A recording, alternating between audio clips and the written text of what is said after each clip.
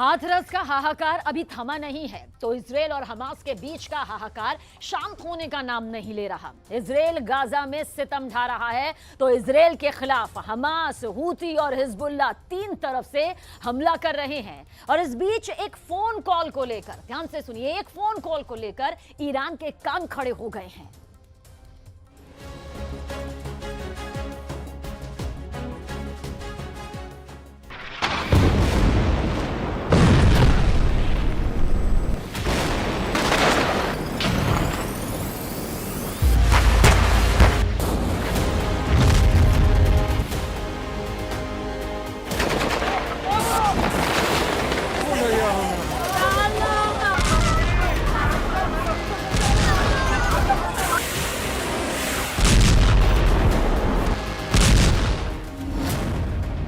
Israel का प्रचंड प्रहार।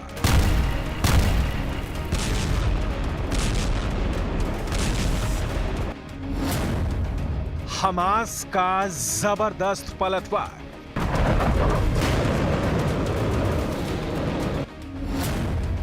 इजरायल फिलिस्तीन युद्ध का नया अध्याय।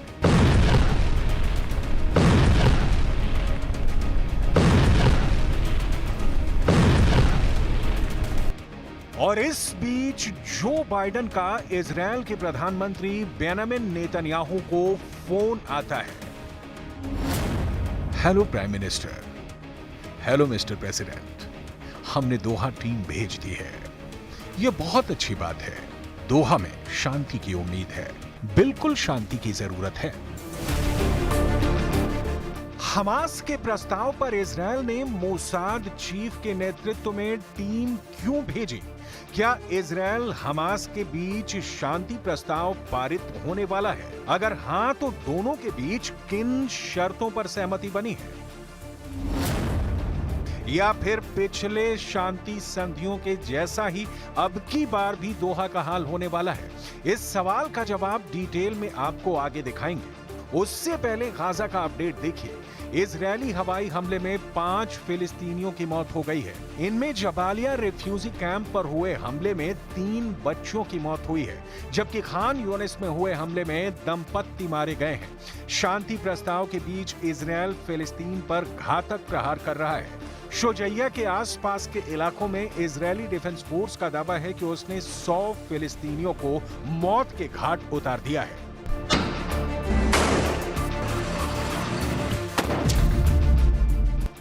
इजरायल हमले पर हमले कर रहा है तो दोहा शांति प्रस्ताव के लिए लालायित हमास के लड़ाके भी इजरायल के खिलाफ जबरदस्त एक्शन में हैं। फिलिस्तीनी इस्लामिक जिहाद ग्रुप ने दावा किया है कि उसने इजरायली डिफेंस फोर्स के कब्जे वाले नेट जरीम और आसपास के इलाकों में मोर्टार दागे हैं। यही नहीं, ग्रुप का दावा है कि उसने रफा क्रॉसिंग के पास भी हमले किए हैं।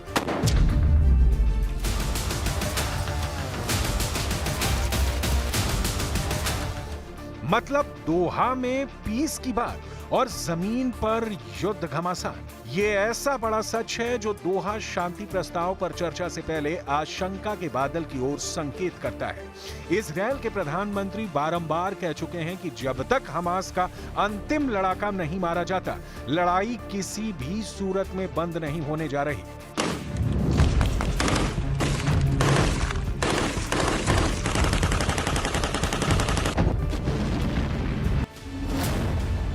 सवाल है, फिर नेतन्याहू ने दोहा के लिए टीम क्यों भेजी जो शांति प्रस्ताव पर चर्चा करने वाली है? इसकी डिटेल आपको आगे दिखाएंगे। अभी अल कुद्स ब्रिगेड का जो दावा है वो देखिए, जिसके मुताबिक उसका Jenin brigade Jenin refugee camp पर इजरायली डिफेंस फोर्स के हमले का करारा जवाब दे रहा है। जेनिन ब्रिगेड की डिटेल यहाँ देखनी बहुत जरूरी है, लेकिन उसके पहले जेनिन है कहां, उसे मैप पर समझिए। जॉर्डन नदी के पश्चिमी तट पर जमीन का बड़ा टुकड़ा है, जिसको इजरायल ने 1967 में 6 दिनों तक चले युद्ध यानी 6 डे वॉर के बाद जॉर्डन से छीन लिया था। इजरायल और फिलिस्तीन इस क्षेत्र पर अपना अपना दावा करते हैं, लेकिन कई दशकों की बातचीत के बाद भी इसकी अंतिम स्थिति पर विवाद है। इजरायल के कब्जे वाले वेस्ट बैंक के उत्तर में जेनिन शहर में ये शरणार्थी शिविर है।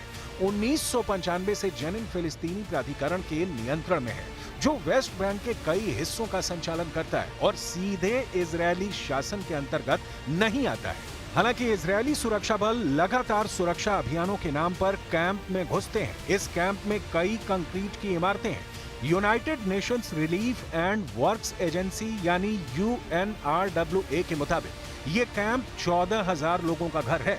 इजरायल हमास के लड़ाकों को मारने के लिए इन गाजा के रेफ्यूजी कैंपों पर हमला करते रहता है। जबालिया और जेनिन में उसके बस 2 उदाहरण नहीं हैं और कई हैं। इन रेफ्यूजी कैंपों में रहने वालों को दोहरी मार झेलनी पड़ती है।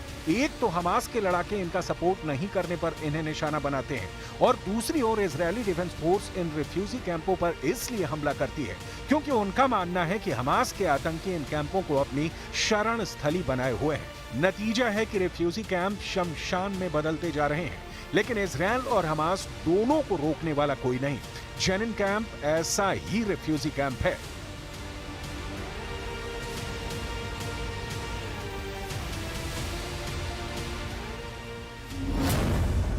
जेनिन ब्रिगेड्स क्या है? जेनिन फिलिस्तीनी लड़ाकों की एक नई पीढ़ी है। इस कैंप को जेनिन ब्रिगेड्स का घर माना जाता है। इसे अलग अलग फिलिस्तीनी चरमपंथी समूहों के लड़ाकों का गुट माना जाता है। इजरायली डिफेंस फोर्सेस के मुताबिक इस कैंप में तकरीबन 420 हथियारबंद लड़ाके हैं। स्थानीय इलाकों में ये ऑपरेट करते हैं और इजरायल के खिलाफ प्रतिरोध का हिस्सा हैं। जेनिन विद्रोहियों के पास संघर्ष के कूटनीतिक समाधान की कोई समाधान नहीं है। इनका अपने खुद के राजनीतिक नेतृत्व में कोई भरोसा नहीं है। जेनिन जबालिया में कितने लड़ाके छिपे हुए हैं, इसका हिसाब किताब किसी के पास नहीं है, लेकिन विश्व बिरादरी के पास इजरायल फिलिस्तीन को लेकर जो हिसाब है वो ये बताता है कि इस युद्ध का हल फिलहाल किसी के पास नहीं है। दोहा में किसी तरह की घोषणा होती है तो वो सिर्फ युद्ध विराम वाली ही हो सकती है, क्योंकि नेतन्याहू हमास के समूल अंत तक मानने वाले नहीं दिखते। सवाल है फिर दोहा में क्या होने जा रहा है? अब तक हमास ने युद्ध को समाप्त करने और गाजा से इजरायली सैनिकों की पूरी तरह वापसी की मांग की है, जबकि इजरायल का कहना है कि वो लड़ाई में केवल अस्थायी विराम स्वीकार करेगा जब तक कि वो हमास को खत्म नहीं कर देता। हालांकि पश्चिमी मीडिया में छप रही रिपोर्टों के मुताबिक तो हमास ने पूर्ण युद्ध विराम की मांग छोड़ दी है। नई शर्तें गाजा की मिस्र के साथ दक्षिणी सीमा पर चलने वाली भूमि की पट्टी से इजरायली सेना की वापसी से संबंधित है, जिसे फिलाडेल्फी कॉरिडोर के रूप में जाना जाता है। इससे पहले बाइडेन की मध्यस्थता में इजरायल हमास के बीच जिस शांति प्रस्ताव को लेकर चर्चा हुई थी उसकी शर्तें इस वक्त देखनी बहुत जरूरी है, क्योंकि दोहा में भी यही मुद्दे उठने वाले हैं। 31 मई की योजना की घोषणा के मुताबिक शांति प्रस्ताव में 3 चरण शामिल हैं। पहले चरण में 6 सप्ताह तक चलने वाला पूर्ण और संपूर्ण युद्ध विराम, गाजा के आबादी वाले क्षेत्रों से इजरायली बलों की वापसी, कुछ बंधकों जिनमें महिलाएं, बुजुर्ग और बीमार या घायल शामिल हैं, को इजरायल में बंद फिलिस्तीनी कैदियों के बदले में देना। दूसरे चरण में सभी जीवित बंधकों की रिहाई और शत्रुता का अस्थायी अंत। तीसरे चरण में गाजा के लिए एक प्रमुख पुनर्निर्माण योजना की शुरुआत और मृत बंधकों के अवशेषों की वापसी शामिल होगी। इजरायल हमास युद्ध का अंत दोहा में होगा या नहीं, ये तो क्लियर नहीं है। हाँ, जमीन पर खासकर गाजा में जिस तरह से इजरायली फोर्सेज ऑपरेशन छेड़े हुए हैं वो अगर नहीं रुका तो फिलिस्तीनियों का मरना जारी रहेगा। इसके बावजूद कि लेबनान की ओर से भी हिजबुल्लाह लगातार इजरायल पर गोले दाग रहा है, यमन के हूथी विद्रोही लगातार इजरायल को निशाना बना रहे हैं, इन सबके समेकित हल के बिना गाजा जलता रहेगा और इजरायल, जैसा कि प्रधानमंत्री नेतन्याहू कह रहे हैं, तब तक गाजा पर हमले करता रहेगा जब तक हमास का आखिरी आतंकी जिंदा है।